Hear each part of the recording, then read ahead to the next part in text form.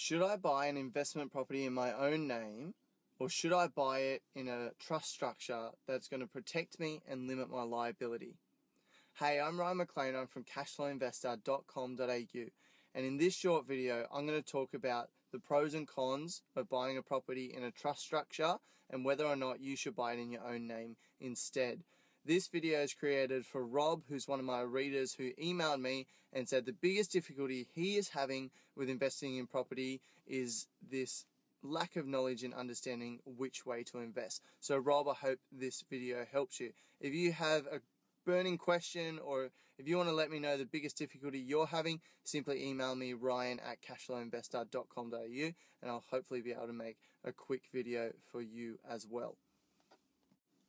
So, should I buy an investment property in a trust structure? What are the benefits of doing that?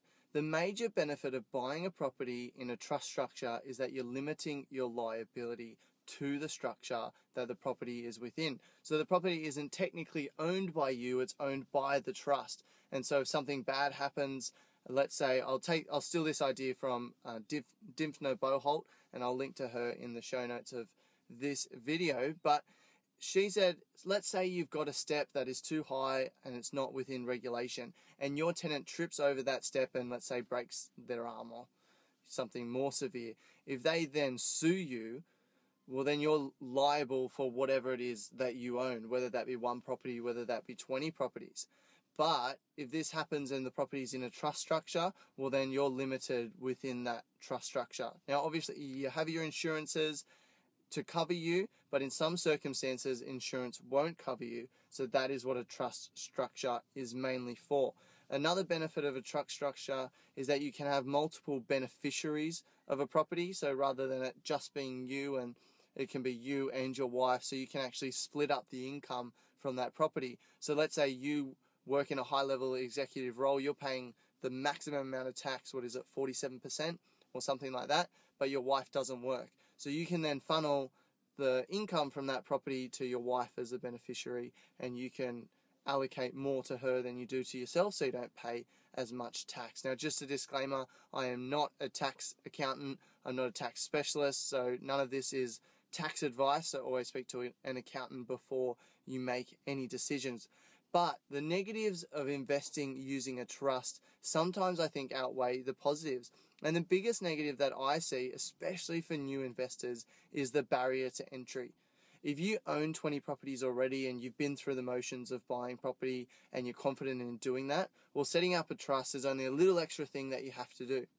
But if you're going in and you're trying to buy your very first property and you're trying to understand and set up a trust at the same time, well, your barrier to entry for actually getting into the market has just become that much higher, because not only is there costs associated with setting up trusts, but you actually have to understand how they work, and that's going to make things a little bit harder for you. So, what's better? Let me ask you this question. Owning a property in your own name, or it being so difficult to buy a property in a trust that you end up doing nothing at all? So on one hand you've got a property, one hand you don't. So the biggest negative that I see of trusts is that they can be hard to understand, they do cost money to set up, and that barrier, that extra barrier of entry makes it too hard for some people, so then they don't invest at all. One of the things to make you feel better about buying a property in your own name when you're starting out is, firstly, you're not going to have a huge amount of value to your name anyway, so if things go wrong, you're not taking a massive step back. But secondly, the first property that you buy isn't necessarily going to be a home run. It isn't going to deliver you millions and millions of dollars of income. Well, it's very unlikely to.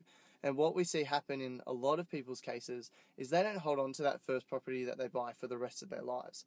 They will eventually change strategy, and then the property doesn't line up with their new strategy, so they'll go on and sell that property. And then you're no longer liable once you've sold it. So what will happen is, for some people, they'll start by investing in their own name, and as their income grows, as their portfolio grows, then their future properties, they will start and invest using trust structures. And then eventually those older properties that are in your own name, you can sell them, and you can then use that money to buy more properties in the trust structure. You can actually take a property in your own name and convert it into a trust structure, but you then need to do a whole bunch of complicated things, and I think you need to pay stamp duty all over again, and it's a whole world of pain that you probably don't want to go through. So if you can afford it, and if you're excited to do it and you understand it, and it's not going to stop you from buying property, then sure, give it a go. But if you feel that it's going to be too big of a barrier for entry, well then think about maybe buying a property in your own name first, and then eventually moving towards structures in the future.